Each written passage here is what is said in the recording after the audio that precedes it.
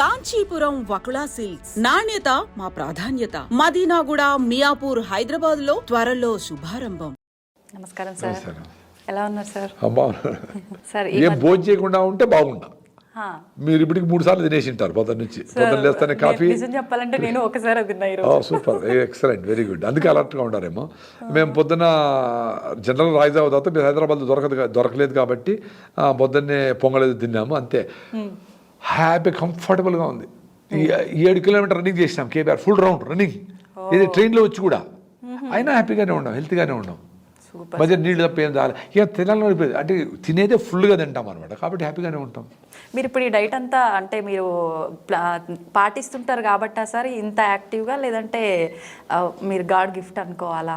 లేదు, నాకు కూడా అసిడిటీ, డివిటీ, సిరింగోమిలియా, స్పైన్ రకరకాల సమస్యలు వచ్చినాయి. వాటన్నిటికీ బయటపడాలంటే ఇదే అని 2009లో ఆర్గానిక్ ఫార్మింగ్, మా ఊలు, మా ఫుడ్, రాగి ముద్ద, ఓన్లీ రాగి ముద్దనే. ప్రతిరోజు రాగి ముద్ద, పప్పు వేసుకొని మళ్ళీ పెరుగు వేసుకొని తొక్కడమే.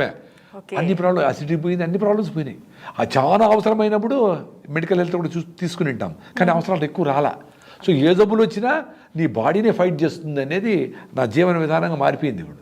లేకపోతే నేను చెప్పినవన్నీ చాలా సీరియస్ ఇష్యూలు, డిబిటీ, అలర్జిక్ రైనైటిస్, రకరకాల సమస్యలు అని పోయినాయి. ఇప్పుడు ధైర్యంగా ఉన్నాం, అరే ఏమొచ్చినా రాని చూసుకుందామని. కరోనాలో వ్యాక్సిన్ కూడా వేసుకోవాలి, నేనేం లే, బాడీనే చూసుకుంటాను. దానికి అది అడిగింది నేను చేస్తా ఉంటా కదా. సో అది వచ్చినప్పుడు ఫైట్ చేసుకునే శక్తి దానికి ఇచ్చినాం కదా. మనం అది ఫైట్ చేసుకునే ఛాన్స్ వేయకుండా పోయి ఇంజక్షన్ వేసుకునేసి సెలైన్ పెట్టించేసి ఐసీయూలో చేరిపి జ్వరం వచ్చిందంటే ఏదో జ్వరం వచ్చి వేడి చేసుకుని ఏదో ఫైటింగ్ జరుగుతా ఉందని అర్థం. దాన్ని ఆపేసి దానికి మళ్ళా మెంటాసిన్నో, క్రోసిన్నో, డోలోనో వేసుకొని మళ్ళా జ్వరం తగ్గింది అయితే చికెన్ తిను అని చికెన్ తినిపించి ఏంది అసలు మీకు జ్వరం వస్తే నోరు చేదైపోతుంది కదా. అంటే ఏమర్థము, ఒరే నాయన తినద్దురా నాయన, కొంచెం రెస్ట్, నేను ఫైట్ చేస్తాను అని చెప్తాను నీ బాడీ. దాన్ని పక్కన పెట్టి మళ్ళీ నువ్వు ఇంజక్షన్ వేసుకొని టాబ్లెట్ వేసుకొని మళ్ళీ తింటే ఏమని అర్థము.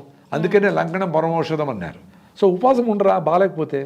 ఏకాదశికి ఒక రోజు 13 రోజులు చెత్త తింటా ఉంటారు, 14 రోజులకు ఒకసారి వచ్చి ఏకాదశి అయినా ఉపవాసం ఉండమంటే ఉపవాసంలో రైస్ మాత్రం ఉంటారు, దేవుని కూడా మోసం చేస్తారు. ఇక upma, fruits, fruits salad, ice క్రీమ్లు అన్నీ తినేది, బిస్కెట్లు అన్నీ తినేస్తాట. ఎవరు చెప్పినారు?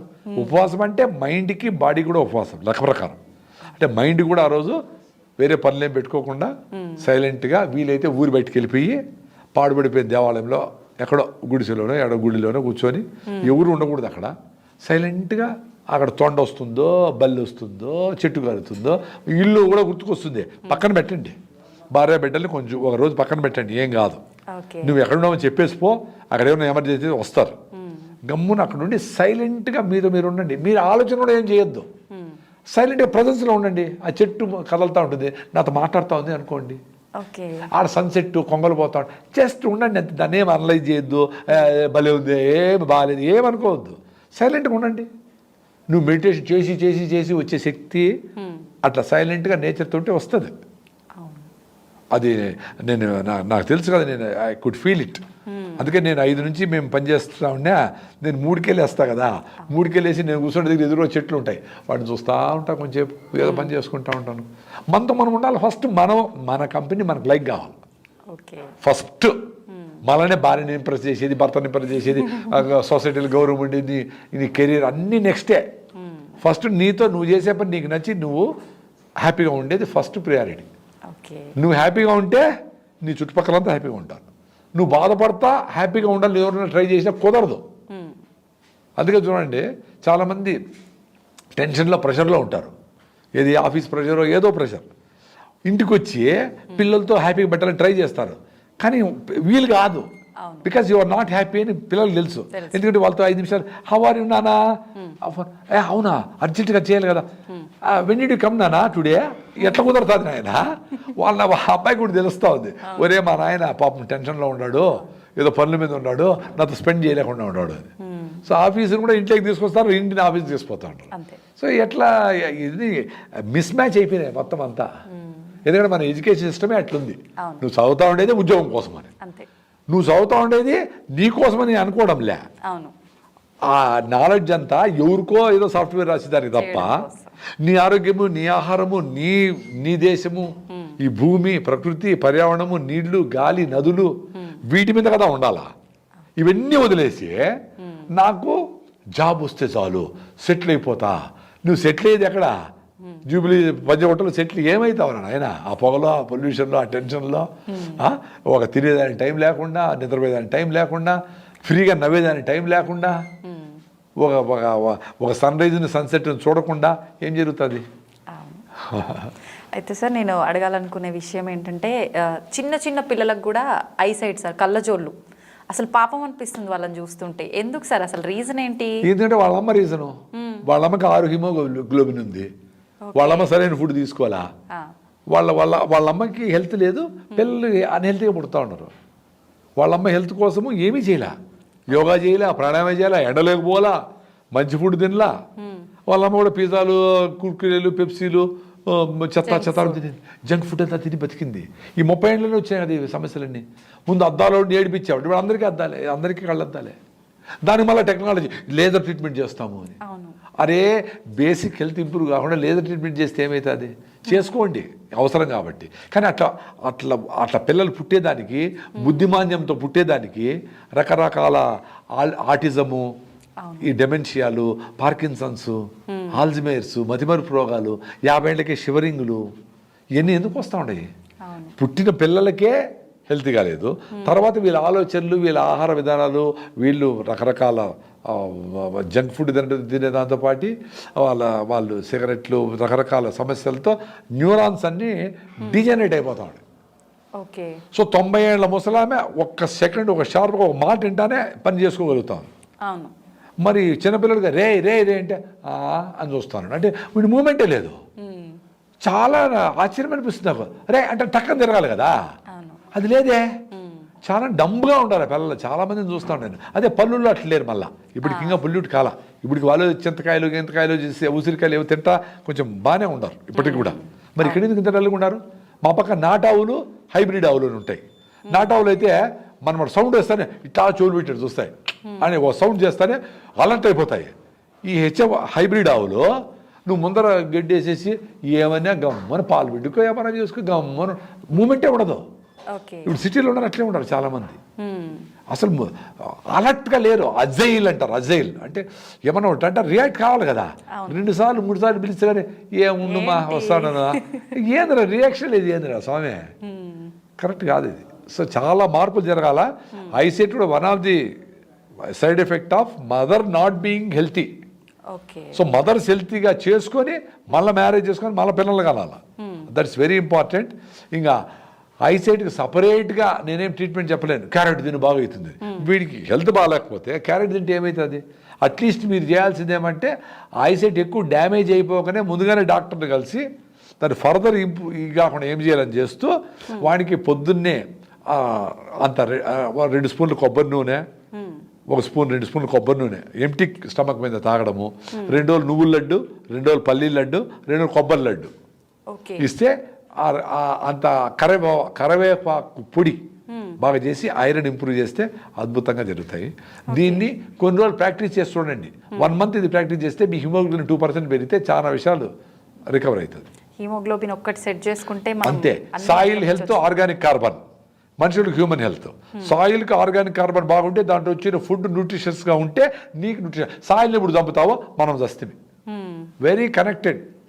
వేరే జంతువులైనా బయట పోయి తింటాయి, పక్షులు గిచ్చులు ఏదో తింటాయి, కోతులు అడవుల్లో తింటాయి. మనకు ఓన్లీ ఆహారం అంతా సాయిలే కదా.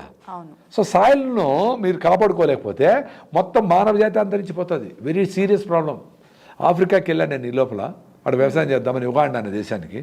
అక్కడ సాయిల్ టెస్ట్ చేసి రిపోర్ట్ ఉంది. మీకు కావాలంటే మీరు అడిగితే మీకు షేర్ చేస్తారు, కావాలంటే యూట్యూబ్లో పెట్టుకోండి. 3.2 ఆర్గానిక్ కార్బన్. 3.2 ఎంత ఉండాలా? మినిమం 1 ఉండాలి. మినిమం 2 ఉంటే సూపర్ అని అర్థం. 3.2 ఐ వాజ్ అమేజ్డ్. నేను చూసిన అక్కడ చెరకు, అరటి రెయిన్ ఫీడ్ వర్షాధారితంగా మండేస్తాం. మనం నీళ్ళు కట్టకపోతే బనానా అట్టే పడిపోతుంది. చెరకు బాగా నీళ్ళు కావాలి. ఎందుకు? సాయిల్లో హ్యూమస్ లేదు. హ్యూమస్, ఆర్గానిక్ కార్బన్ ఉంటే నీళ్ళని పట్టుకొని అది మైక్రోబల్ యాక్టివిటీస్ పెంచుకొని అది న్యూట్రిషన్ ఇస్తూ ఉంటే చెట్లకి మైక్రోబ్స్కి ఉండే సంబంధం, కనెక్షన్ ఉంటే దానికి ఏం కావాలో ఇది సెక్రీట్ చేస్తే అది ఇది ఎక్స్క్రీట్ చేసింది, అది తీసుకుంటే ఈ అద్భుతమైన సైకిల్ని డిస్టర్బ్ అయిపోయింది. సో సాయిల్ హెల్త్ పోయింది కానీ మనుషులు హెల్త్ పోయింది. Very simple.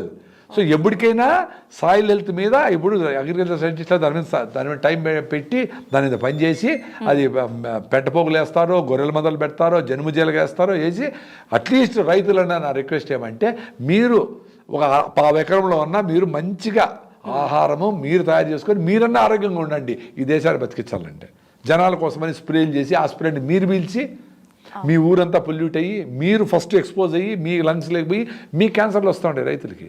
వెరీ డేంజరస్ ఇది. సో రైతు కూడా తీసుకెళ్ళి ఆ స్ప్రే చేసిన టమాటాలు, వంకాయలు భార్యకు బిడ్డలకు పెడతా ఉన్నాడు. ఎంత అన్యాయం.